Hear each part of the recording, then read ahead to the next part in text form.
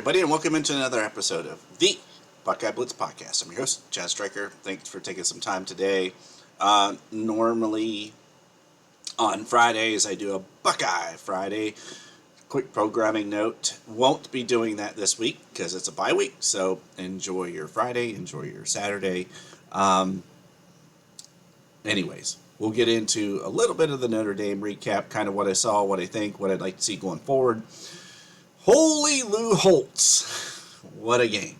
I have tried to come up with another game that was even felt the same. The last drive felt the same. And honestly, the closest that I could come up with, and this was on defense, was the 2002 national title game where it came, Miami had driven down to like that 2-yard line and C. Grant rushed in on Ken Dorsey and he threw it away.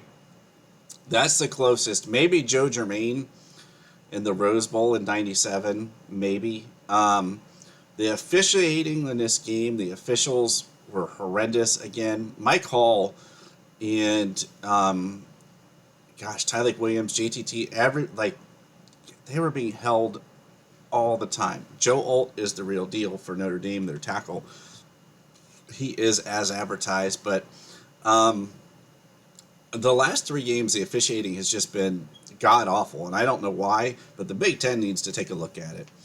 Offensively, I graded them out at a B+.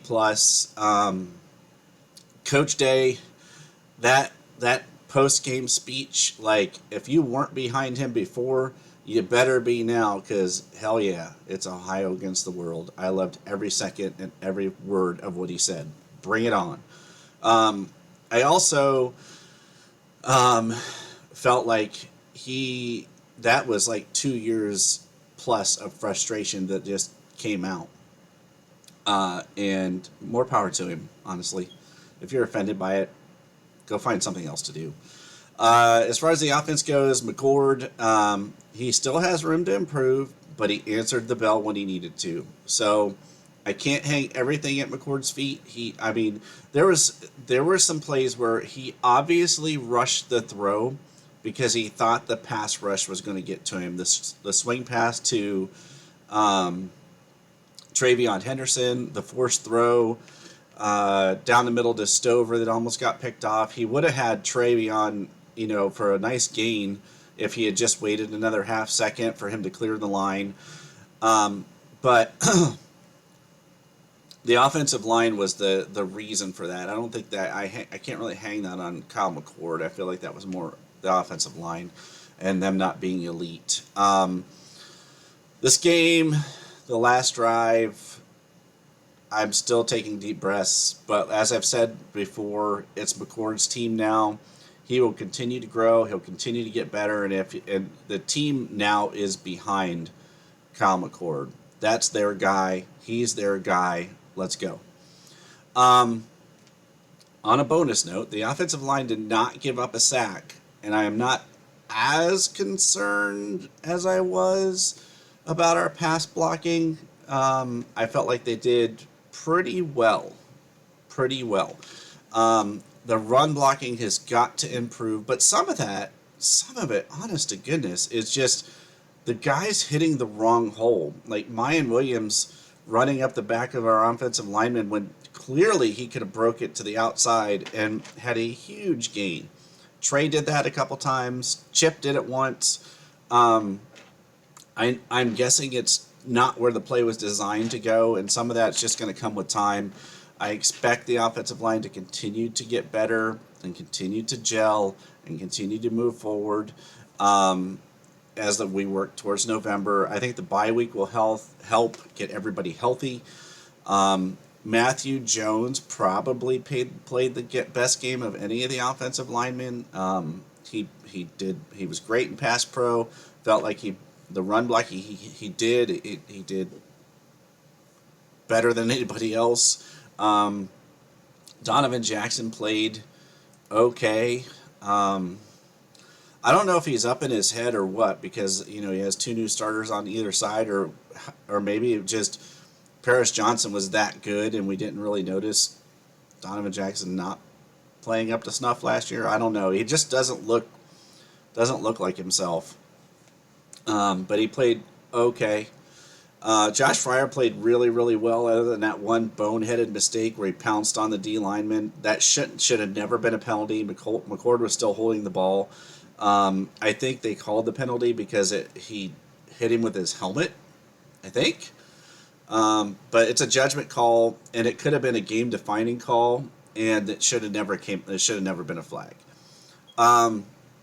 Hinsman did get beat a couple times, and it's the first time really this year I've seen that where he got beat and he had a couple errant snaps. But honestly, like for a redshirt freshman, first start on the road, crazy environment, loud, that's only going to help him going forward. And as far as Josh Simmons, I'm going to continue to say this. Jury's still out for me. He still seems like he's just a little bit like a click slow. I think he's thinking through too much of what he's trying to do, and more reps will help. I'm not picking on him. He played well enough, but I'd like to. With everybody, I want to see him get better and grow.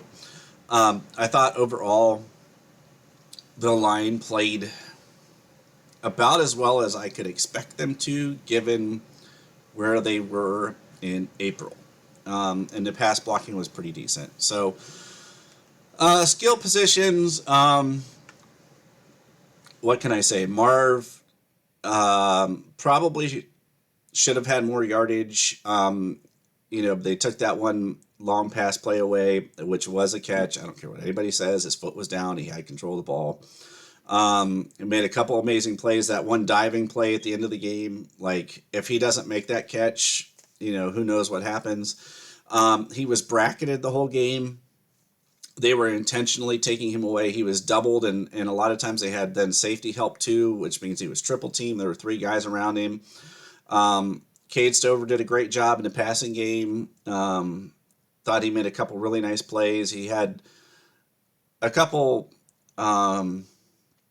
okay blocks, and then a couple that I was like, what is he doing? So that's still a work in progress seemingly. I think that probably, if it were up to me, I think that Cade Stover should probably be doing the inline blocking and not G. Scott, but I'm not the coach. Emeka Egbuka, what can you say about the guy? Like, he's the number one wide receiver on any other team in the country. And he does such a great job as a route runner. He knows where to settle down. He knows how to, pick the spot. He knows how to get to into the nooks and crannies of the defense and give his QB a throwing lane. And he's such a great route runner. Such a good kid. He's going to make some NFL franchise very, very happy. My frustration around Julian Fleming continues to be quelled, and it might be completely quelled after that 4th down catch and run on the last drive. The way he's been blocking on the edge, that's why he's in the game. And I do want them to find another receiving threat. If that's Carnell Tate, great. Besides, if somebody doubles Egbuka and Marvin isn't quite right with the ankle, I think we need Tate is a game breaker. So I'd like to see him in there. I can't believe I'm actually about to say this as much as I complained about it last year, but I need to see a couple more wide receiver screens as an extension of the run game. I think it just spreads the defense out a little bit. Trey Henderson had a good game. I didn't think he had a great game. He had a good game. He's getting better every game. He's getting more confident. They still have to use him in space. He is better in space. Slamming him up the middle is not like that's just not what he does. That's not what he does well. Get him on the edge, get him out in space, swing the ball to him, and he's much better. If he doesn't get tripped at the 10-yard line, much like Egbuka's dropped pass in the end zone, this game probably looks really, really different. It's probably 31-10 and Ohio State wins going away. So, that said, Trey had a great game. I just need them to stop doing stretch runs into the boundary on the short side of the field. It just doesn't work. I don't know why they keep trying it. It's like, I'm going to punch the wall, even though it's steel, and see if I can eventually make a dent. Like, it doesn't make any sense. Just stop it. Train him as obviously RB2. The team loves him. The offensive line loves him. He runs hard. He runs well. I know I hate to say that because I really have so much respect for Mayan Williams. He came back. He's such a team guy. They're going to need him. But right now, Trey and Chip are getting it done. Defensively, I graded them out at an A, and how could you not? Like, all the Jim Knowles slander needs to stop now. What else can I say? Like, they held Western Kentucky to 10 points. They've held Notre Dame, under 20 points. Like, what more do you need to see from these guys that, I don't know. They were playing with a chip on their shoulder, and I'm here for it. They were fast, downhill, aggressive, smacking people in the mouth. Just JT Tuimoloau played every snap that the defensive line was in the game. Every single snap. I think, and I'm going to go back to this again, and I actually heard Berm mention this on Talking Stuff, I think, or well, anyway, he mentioned this.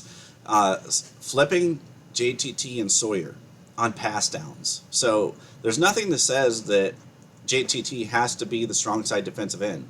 He is dominant. He dominated against Penn State last year at the weak side defensive end when he had the pick and the other pick and the sack and the fumble. And then what happened on Saturday? They flipped sides, and he made 2 big back-to-back plays.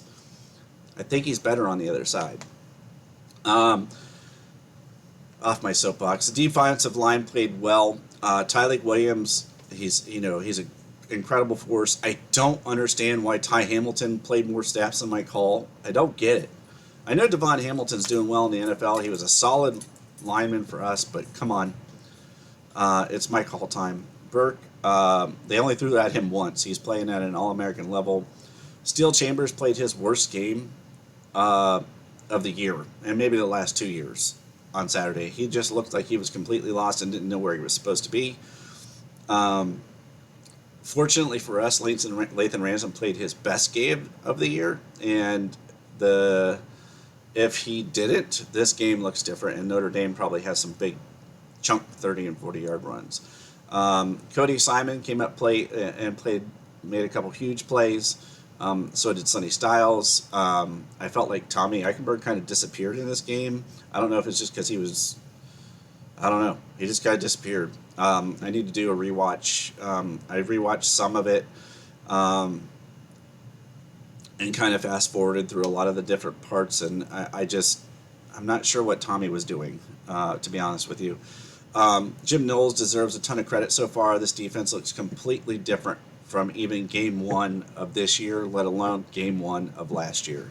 If you remember how bad the Kerry Combs experiment was and what it felt like in that Oregon game, not being able to stop a pitch to the outside, this looks like the Silver Bullet defense. It looks like the real deal. We'll know come November, but it looks like the real deal.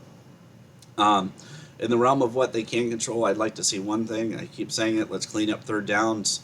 Give the offense more possessions. But what a win! What a game! Wow. I think I was awake till 2 a.m. After the game ended. I was so juiced. So enjoy the week, everybody. Again, no Buckeye Friday this week, and that's going to do it for me. Enjoy your week. Enjoy your weekend. Get outside and enjoy the weather. And until then, stay safe. And as always, go Bucks.